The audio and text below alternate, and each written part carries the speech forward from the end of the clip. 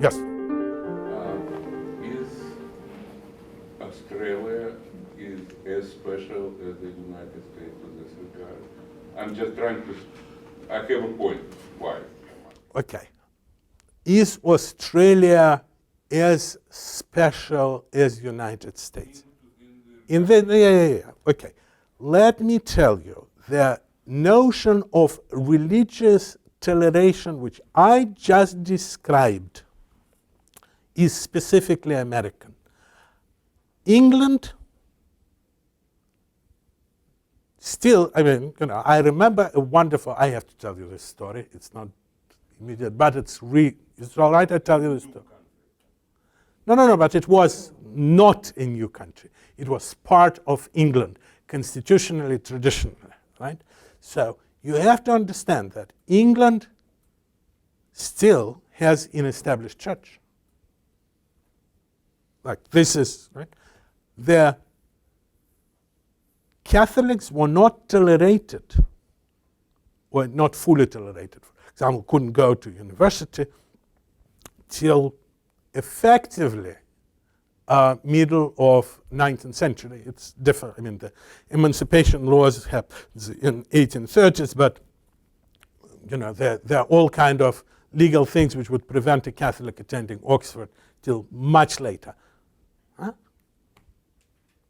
So they do not have, this is a great American invention, sort of combining, by the way, religiosity with tolerance.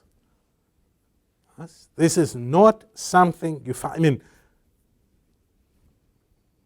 there is sort of course, a great example of France, which establishes sort of religious emancipation during the French Revolution, but then it backtracks and it's still sort of now struggling with it.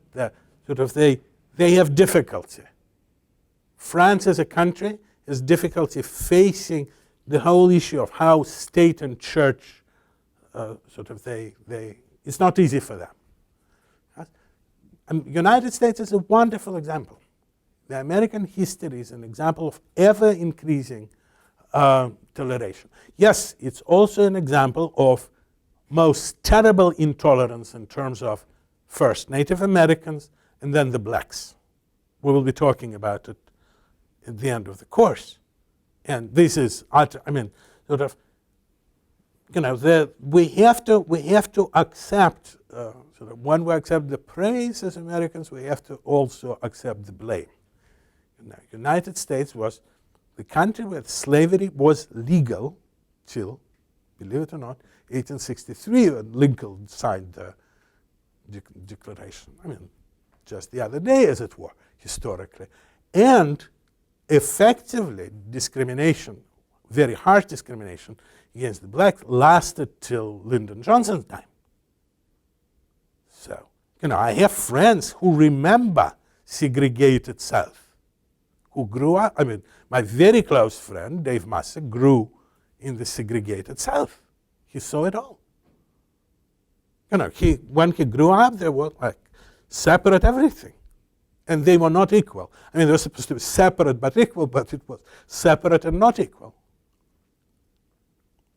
And even now, we still have this sort of tolerance, acceptance of other races, of other creeds, is a goal. It's not, do not assume that it's accomplished here. I'm just saying that the United States had these wonderful examples in people like Franklin. So no, Australia, I'm not trying to criticize Australia. I'm not trying to criticize. I'm just saying that United States, in some sense, had these several special people, right? But even this, we have to see that, the history is a very harsh thing. When we look at it, we see that our ancestors were terrible. From which, what should we derive? We should derive that so probably are we. We just don't see our terrible, terrible ways. Yes?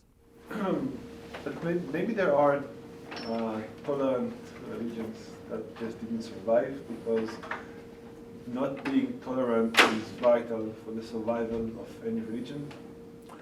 Being Asif asks if tolerant religions just disappear. Well, because nobody survives. I constantly have this discussion, but don't we have a duty to survive? No, actually don't have a duty to survive. I actually claim that preserving my gene pool should not be my ethical goal. In that you say, but what about your children and grandchildren? Well, whatever. If I have to go and kill all the Jews to preserve my children, no. No, I should not do that. At least I view it as an absolute categorical imperative. You say, but Alex, other Christians do not agree with you. Well, but I think the founder of my religion does agree with me. But no one would have remembered his name if everyone would have followed him.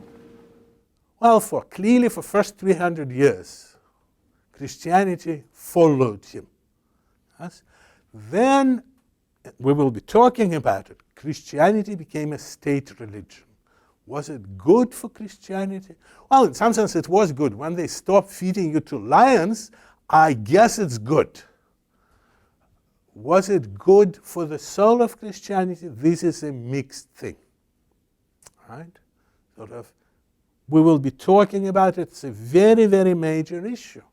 But, we have to face it again. Whatever happened in history, I'm trying to say that the issue is still now. The issue is for me, should I do evil things to preserve my religion, my race, whatever? I say no, absolutely not. That's the only answer I could tell you guys. That, and it's not just, from my position. It's a position which goes, as I say, before Christianity, Socrates was clearly articulating it.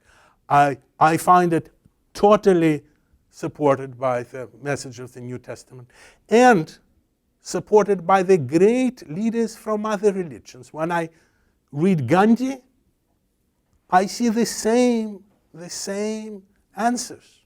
Right? He said, no, you should not use violence. I still view him as the greatest political leader of the last several hundred years, precisely because he said, we shall not kill, murder. We shall not kill in order to obtain our political goals. Right? And many people had to die to obtain these political goals. But they won. Yes? I have a question what is the limit of religious tolerance? Because even in the ancient times, there was a limit after which the war happened in Mahabharata to protect Dharma. So every religion has its own tolerance. Yes, and I claim that, yes, all the ancient religious documents are violent. I think it's our limitation. It's not the limitation. You see, I claim that violence has to be rejected. I don't mean, by the way, I think I was very clear in the course. I'm not a pacifist. I claim that military service in defense of your country, in a very narrow sense, when somebody attacks. Not one could attack, not one would attack, when somebody does attack, a very legitimate thing. Sort of fighting, when Condoleezza Rice says that there is this cloud, atomic cloud coming, let's go and bomb Iraq to submission, she's a war criminal. Right?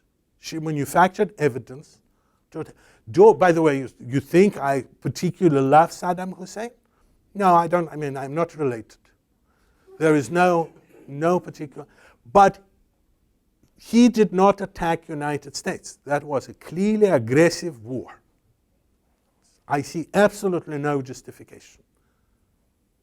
Say he didn't like Jews? No, he didn't like Jews. This is not, you have no right to attack a country. However, you see that it's not difficult to love people who agree with you. You know, it's not difficult to love my friends. You know, it's not difficult to accept people who program in C++ using my techniques. It's accepting those Java programmers. Yes? You know, we have to, the tolerance doesn't mean I accept what, you know, I don't have to agree. Yes, I think that Gandhi was right, in other words. Yes, you have to tolerate everyone. I don't mean agree. And you're saying, but they're bad people and could attack you. Tough. When they attack, you can defend. But you cannot just go and slaughter them. That is not, I mean, you know, unless we stop this attitude of hatred, and especially, look, you know, fortunately, when they were hunting Amalekites, they were low-tech people. You know, they couldn't destroy the world. Now, if Israel goes after Amalekites, they have nuclear bombs. Allegedly. Some people say. Nobody believes in it. No good people will accept it. Yes, allegedly, yes. They put you in jail if you assert it. They did. Allegedly. But it's dangerous, guys. That's what I'm trying to say. Pakistan has nuclear bombs. United States has nuclear bombs and used them. Right? This is, you know, this is a dangerous world. In few decades, every country will have nuclear bombs. It's not, I mean, you know, if Pakistan and North Korea could make them, because everybody could make them, it will spread and people will find a righteous cause to bomb the Amalekites. Let us, you know, this is why why do you think I say all of that? Because I really think it's urgent. Now is the time to raise these issues. Because tomorrow somebody will push the button to destroy the evil guys. When I read the newspapers, when I see hatred sort of toward everyone, you know, everybody hates everybody else. The best thing is to read what comes after the article. You know, if there is an article about something, then there are people who comment. And what you find there is, from my point of view, is just beyond words. So I don't believe it's artificial danger. I think it's real.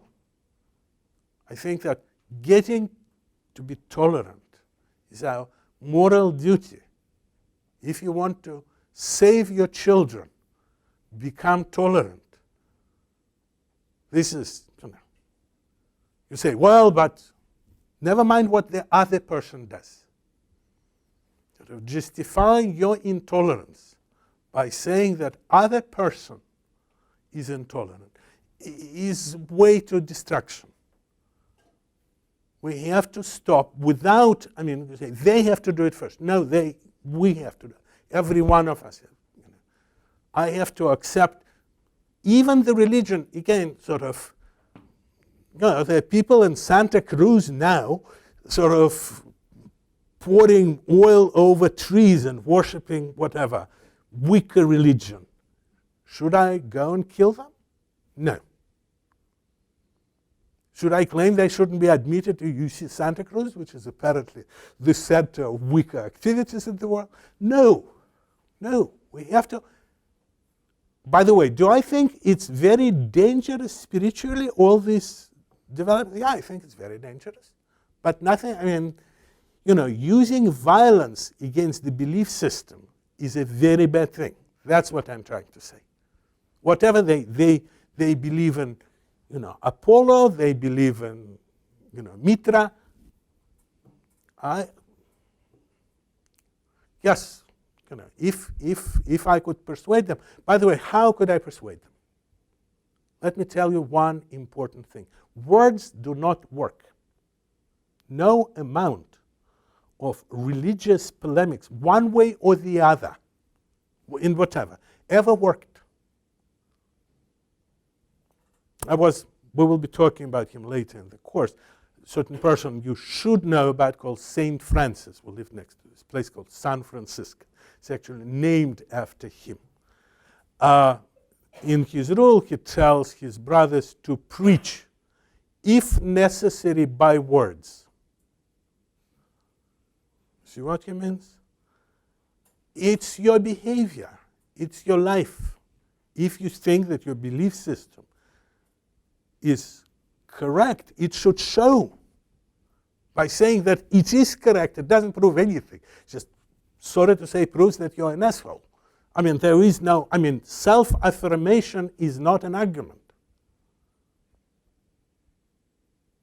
We have all of us have to realize that if we see, if somebody wants to show me how wonderful their belief system is, they have to show,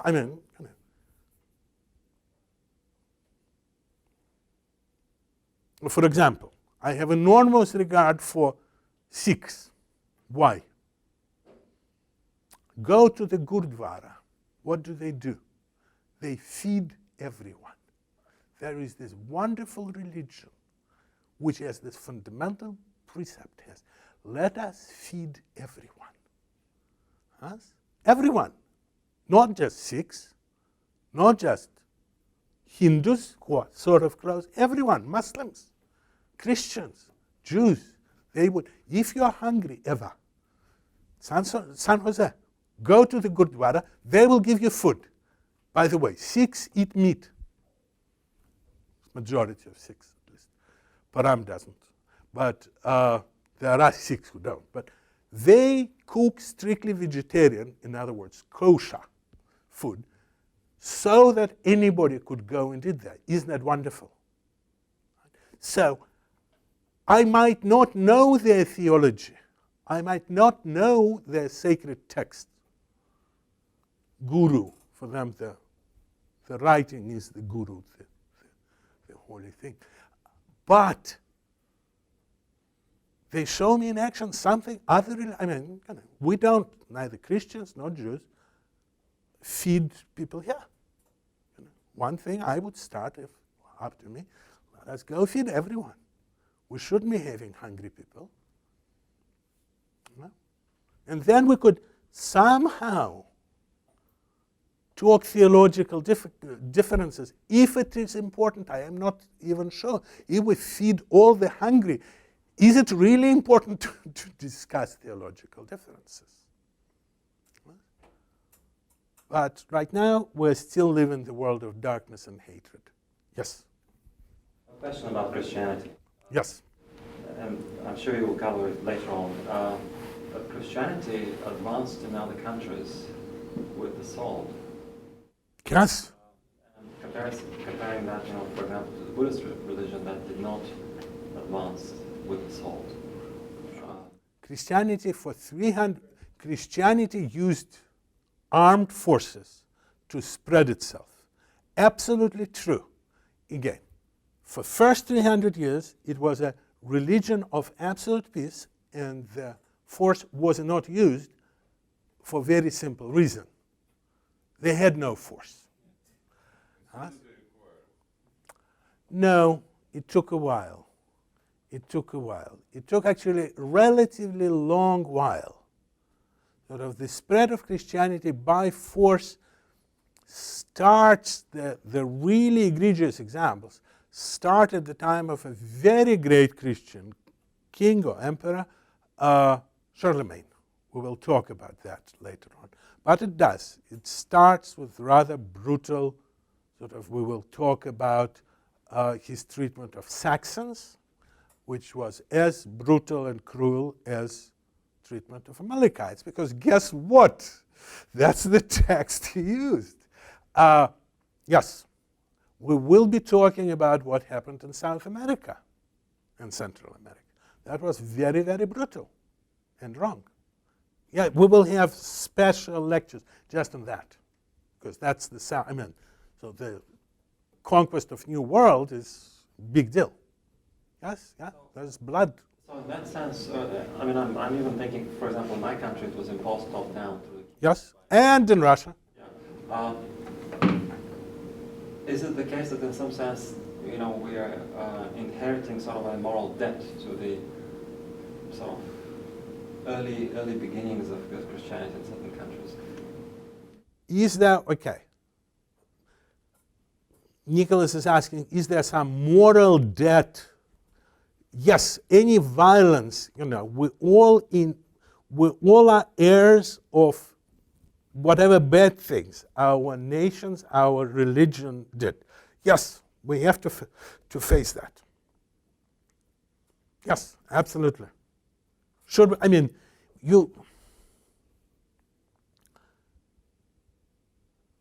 this is, some people say we should not apply modern moral standards to history. I disagree. The only moral standards I know. I do not believe that morality changes. A perfect example, contrary example, is the mercy knife of knights. Penicillin was not available. It was totally expected to kill a wounded friend. Where penicillin became available, it was immoral. So the morality is a function of No. It's always wrong. No. The mercy killing was never accepted by Christian church. right. I'm just reporting the fact. What people did, for example, dueling. You say, well, we know that Christians use dueling. Dueling was one of the most horrendous offenses. You were automatically excommunicated by accepting a duel, fighting a duel, assisting at a duel. Did Christians do it? Yes, they did. No, I'm not talking about whether an established in-charge ideology accepts something or not, but what was really practiced. Sorry. What really is practice, war practice, that's, people have been doing lots of evil things, do and will. That I could only discuss sort of the society's ideal. What I claim that society's ideals was sometimes questionable. Right? It's not, yes, people always violated their established morality, but what I'm just trying to say that we have carefully re-examined. I'm going back. We have to look at the writings of the fathers or the Talmud and say, does it really coincide with absolute morality? I do believe, I'm not Lenin. Lenin denied the existence of absolute moral norms. I'm not Lenin. I'm not his follower. I don't believe that morality is determined by class struggle. Yes. But yes. But isn't it a real slippery slope to apply today's morals to history? First of all, because we don't really know history as we go past into it. We may know, contemporary history, but as we go, it becomes quite shadowy, and it's basically winner's history in most cases. And it has significant consequences. If we really apply it as law-like application. Maybe you think of different kind of applications, but it seems... We cannot take dead people to court. That's for sure, because they're dead. And return, all the assets in the world to the follower of one guy, or again, I'm taking it to. Should we return assets? There are many things. It's much more complicated than that. Yes, Meekness says that we could not absolutely try to do justice by saying, well, we took all the land from the Native Americans, we must return it to Native Americans. Yes, we have to be prudent in our exercise of justice, but major restitution, oh yes, no question about it. Going like 3,000 years, or 5,000, or 200, or we stop after 550, or... It's prudential judgment whenever you can. I would go as far as we can, but you will soon realize that it doesn't go. Amalekites are gone. So should Israel pay Amalekites for total extermination? Yes, absolutely. Except they're all dead. They killed them all, if they existed, by the way. Story with the Amalekites, right? Because think about it. Germany pays Jews, and rightly so, for mass extermination. Yes? Is this right? It's absolutely right. I'm proud of Germans. Yes? Right, but we can go to, the Tatars, we can go to the Ottoman Empire, we can go to the Roman Empire, we can go... No, I don't think, yes, but this is you're talking hypotheticals. No, it isn't. No, it isn't. I don't think it is. Why is a child, why is somebody born to say, I don't know, a person of one ethnicity and in some ways responsible for the crimes committed by their ancestors? Responsible, why people are responsible for actions of their ancestors. People are not responsible legally or even morally. But if you don't have empathy, again, Germans now who were born after the Second World War clearly were not exterminating Jews. Huh? They pay. Are they right? Yes, they're right. This is an example. Again, should Jews look at Palestinians and say, shouldn't we help them? I think they should. I know it's not very popular with at least part of my audience, but I think they actually have to do what Germans did. Not because they're like personally did something. No, I don't think that Asaf took the land of some Palestinian farmer and threw him out. But there are some grave injustices which happened. People have to accept it. Should, Americans try to do something for Native Americans, for the tribes which were exterminated? Yeah, in my opinion, absolutely. Is it easy? By the way, it's extremely hard. Yeah. It's not just, yes, but you have, am I trying to say that our moral duties are ever easy? Guys, I repeat, morality is extremely hard. Figuring out what is right is extremely hard. Doing what is right is even harder.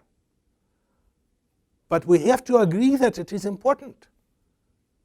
We have to agree that we have to rectify whatever bad things our ancestors, because if you accept what is good, you have to somehow accept what is bad from your ancestors. You are responsible.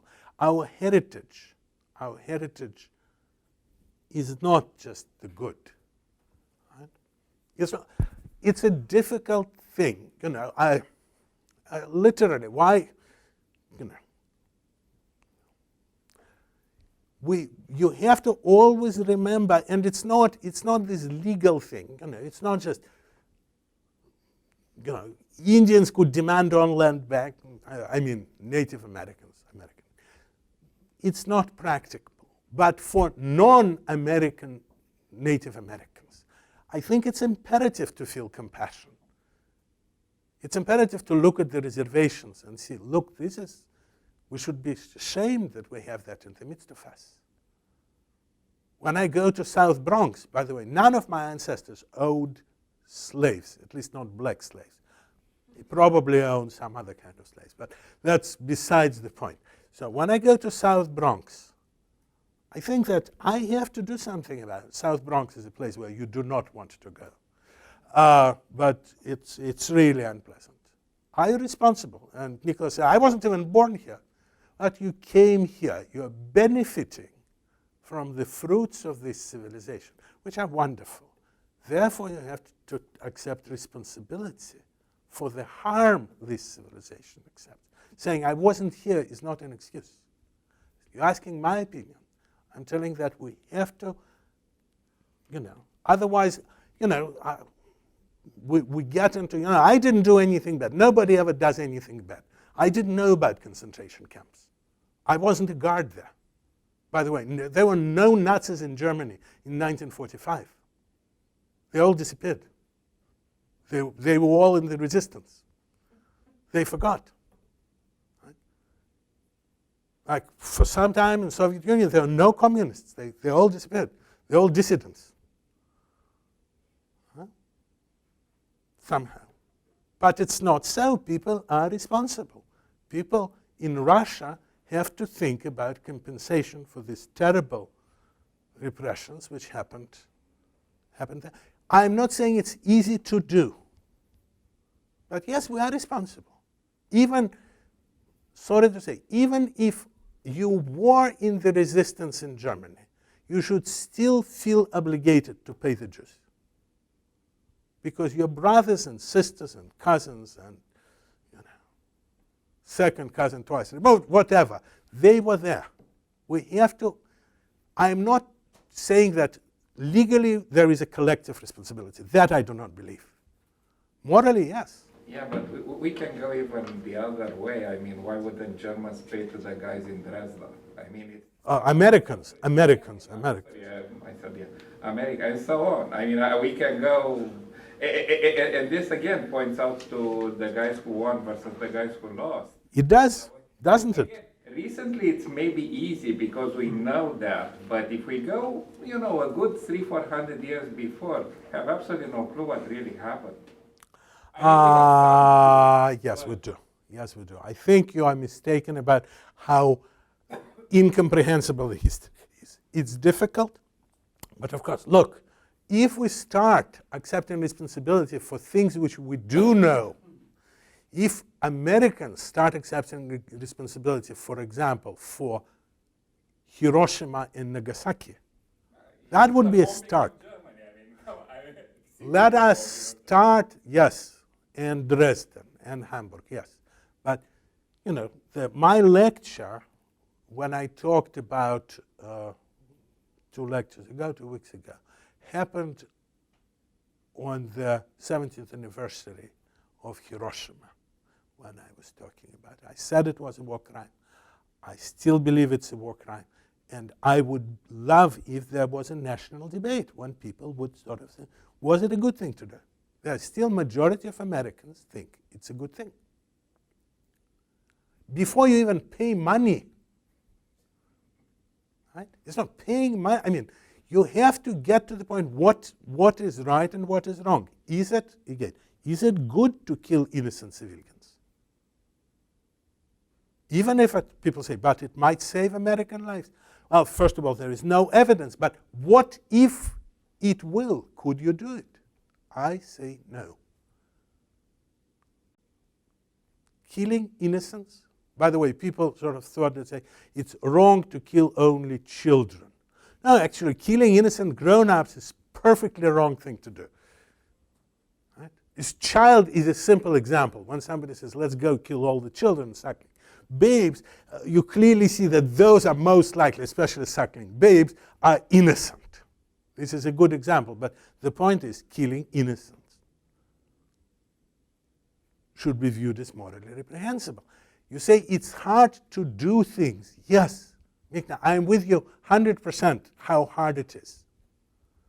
But if I do not think about it, by the way, remember, I was talking about that the issues right now, not just issues of the state, but we have to think about what's going in our professional lives, whether we start using, slaughtering of Amalekites, even when we talk, you say, no, programmers don't do that. I agree with you. I mean, I agree that the future from this point of view is fairly bleak. I mean, imagine, tomorrow's robots that will be in everyone's control. And I agree with you that going forward, it will be much more difficult.